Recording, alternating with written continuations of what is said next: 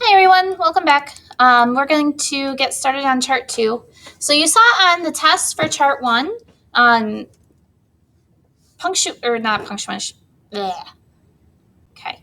Uppercase and lowercase matters, spelling matters, because whether it's uppercase or lowercase, it could mean something completely different.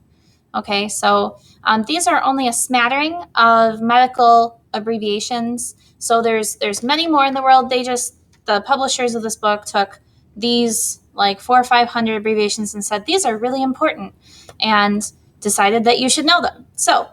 Um, so we'll start with chart 2. We'll kind of work through it, and hopefully I can give you examples of what these are, and I can explain them to you so you understand what they are, so that when you have to give the meaning of it, it's not just memorizing point blank, this abbreviation means this word, and this word means this abbreviation, right? You can give actual, give me just 1 second. I will be right back. All right, sorry. Someone came knocking on my classroom door. So I want to make sure that these aren't just point blank memorizations for you. I want you to have some sort of reasoning and meaning behind what each of these terms are. So barium, okay, our first abbreviation, BA, it's a capital B and a lowercase a. Now, you're going to see several of these where it's a capital and then a lowercase. 9 times out of 10, this is going to be an element off of the periodic table.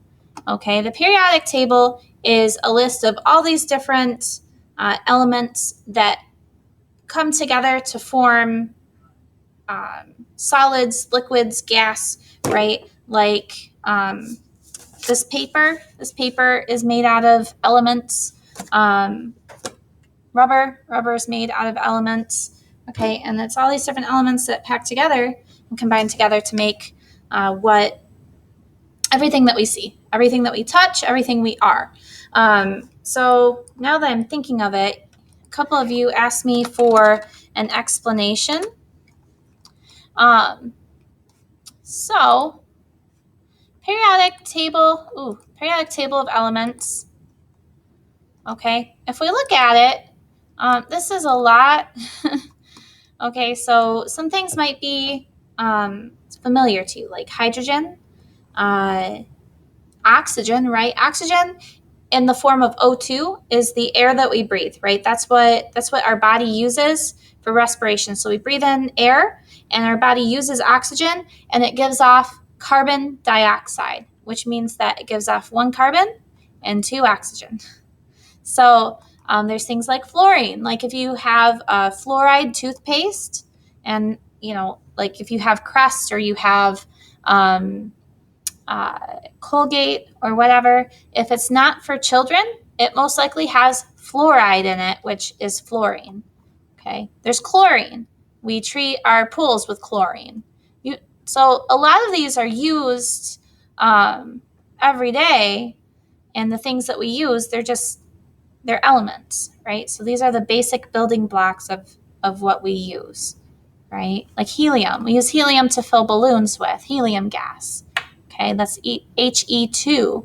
So notice how all of these that have 2 letters associated with them, it's a capital and a lowercase. A capital and a lowercase. All right, some of these have just 1 letter, but like calcium. We have calcium that we get from juice, from milk, and we have to have calcium in order for our bodies to work, in order for our skeletons to be strong enough to support ourselves, that sort of thing. So this is where you get calcium from. It's an element from the periodic table. So this is the basis of chemistry.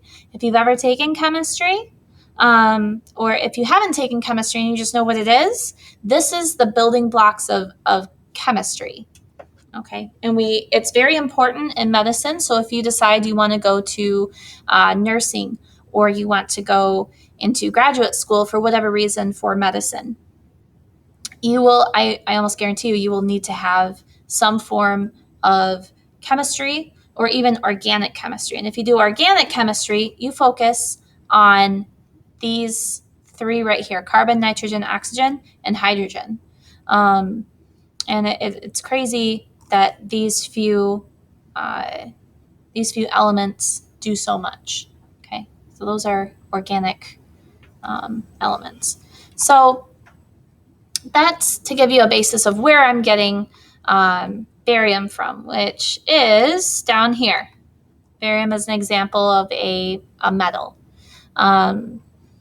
So there's a lot of numbers on here. I don't want you to even worry about that. Okay, but barium is an element from the periodic table. That's where we get it from. That's why it has an uppercase and a lowercase. Okay, and in medicine, we use it for a contrast medium.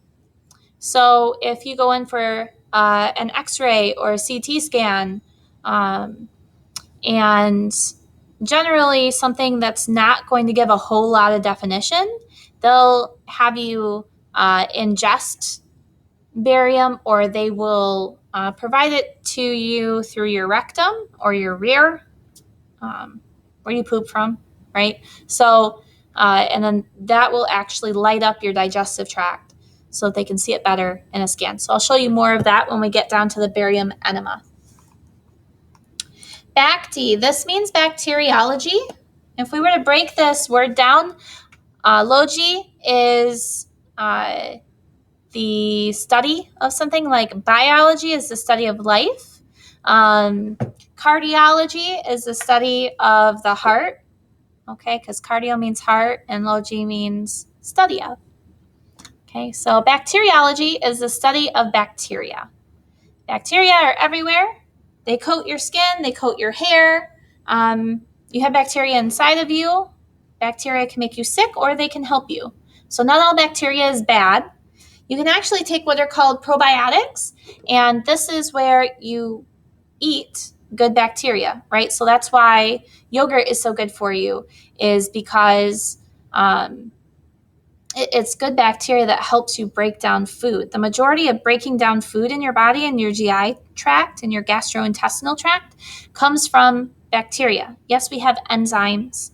Yes, we have acid that helps break down food and stomach bile, but bacteria actually do a lot of the digestion of our food. Okay, so bacteriology is the study of bacteria. I hope I explained what bacteria were. Okay. B and B. So this and here, that sign, if you were to hit Shift 7 on your keyboard, that's called an ampersand. And it just means and. Okay, so B and B is bowel and bladder training. So your bowels are your large intestines that you poop from. Okay, bladder houses your urine that you urinate from. So bowel and bladder training, this is essentially potty training. Okay, so every child goes through it. After childbirth for women, sometimes we have to go through it again to be able to build up those muscles for our bladder, because they get obliterated by a fetus. Okay, so B and B is bowel and bladder training. That's effectively potty training. Now, BBB. Ooh, that's this bundle branch block. That should say block. Okay, so BBB, this is a bundle branch block. Bundle branches are in your heart. So I looked up. Okay, so this is a really good. This is a really good example of the electrical conduction system in your heart, because your heart has two real jobs, two real aspects to it. It has a muscular aspect and it has an electrical aspect, because your heart has to be able to beat in a certain rhythm every time. If it doesn't beat in a specific rhythm every time, then that's when you start getting problems like dysrhythmias, arrhythmias. If you've heard of atrial fibrillation or AFib, you may have listened to some commercials for medication for AFib, or let's see. Anyways, so you have your muscular aspects where the muscles actually pump the heart, and you have the electrical aspect of it that tells the heart to pump. Now, your heart muscle, your cardiac muscle, is a separate type of muscle. It's different from every other muscle in your body. It's different from the muscles in your arms. It's different from the muscles in your stomach. It's just different because it has this internal electrical mechanism to it. Okay, so it starts from the patient's top right, okay, because this is anatomical location. So if this patient were laying down on a table in front of you, this would be their right hand side. That's why even though you look at it dead on, the right atrium and right ventricle are on your left side, but it's the patient's right side. Okay, so it starts with the SA node, the sinus node here. Okay, this is considered the pacemaker of your heart. This is what stimulates your heart to beat. When we use an AED to shock your heart to be able to bring you out of cardiac arrest, this is what we're aiming to hit with the electrical stimulus from the pads that you put on their chest. So it goes from the AV node through these fibers to the SA node, through these fibers to the AV node. So you may recognize AV from chart 1. That's atrioventricular, literally because it's right in between the atrium and the ventricle, AV. Okay, so if you know that terminology, it tells you exactly what it is, exactly where it is. Okay, so after the AV node, the electrical stimulus goes through this center of the septum of the heart, and that's called the bundle of His, H-I-S, His. Kind of like a snake hissing, but it's with a Z, so His. After the bundle of His, then it branches off into these two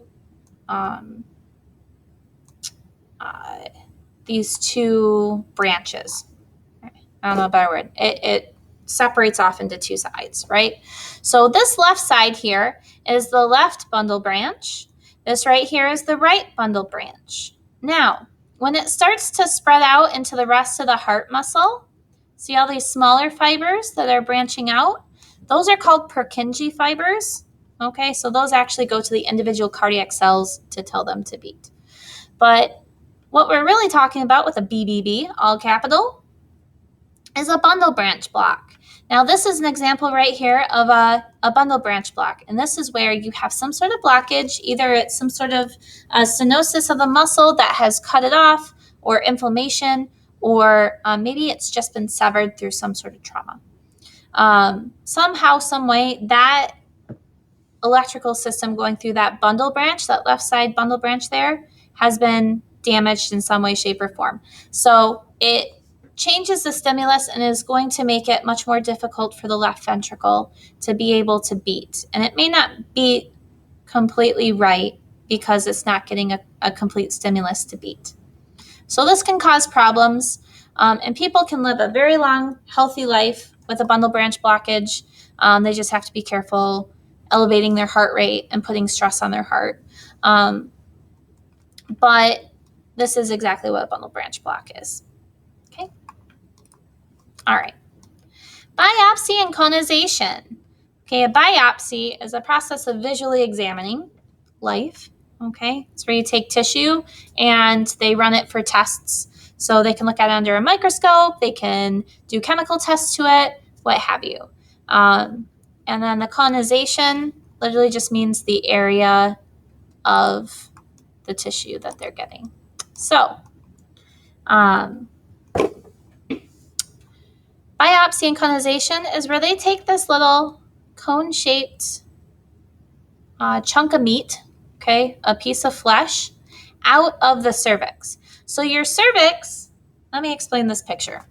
So this is the vaginal canal here, right? It leads to your vagina that is on the external side of your body, okay? Ladies, you should know what I'm talking about, but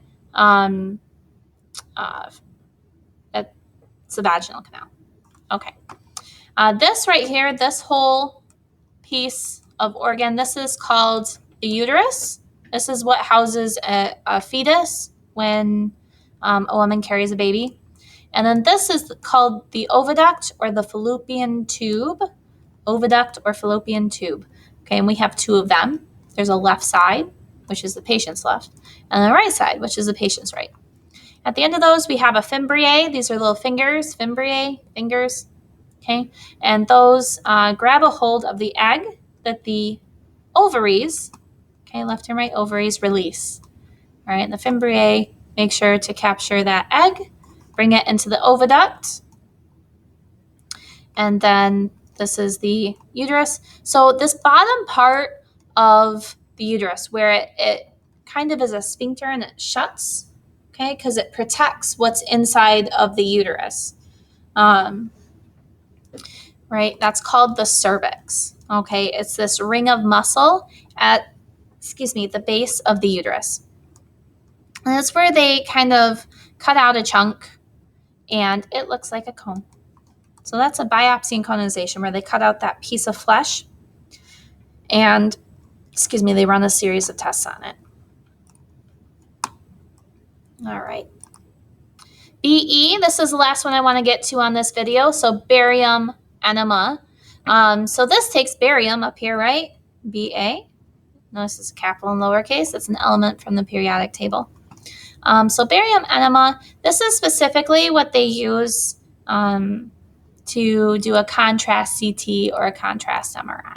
So if we look at this, okay, this is an X-ray or a CT scan, okay, and you can see the pelvis and the legs here, and you can see the vertebral column and the ribs.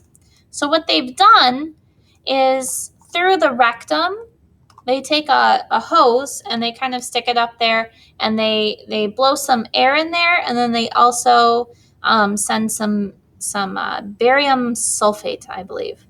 And it's basically a liquid form of barium. And it goes through the rectum into the colon, okay? And you can even see a part of the small intestine there too.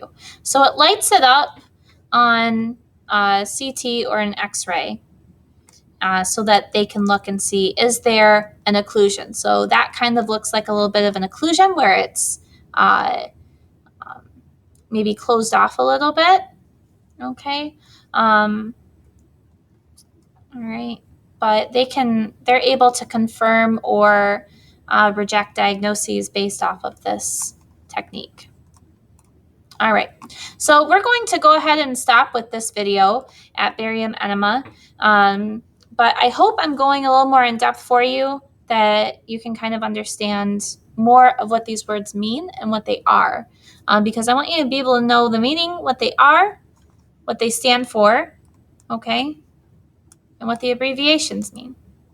All right, so please pay attention to that, and I will pick up with twice a day on the next video.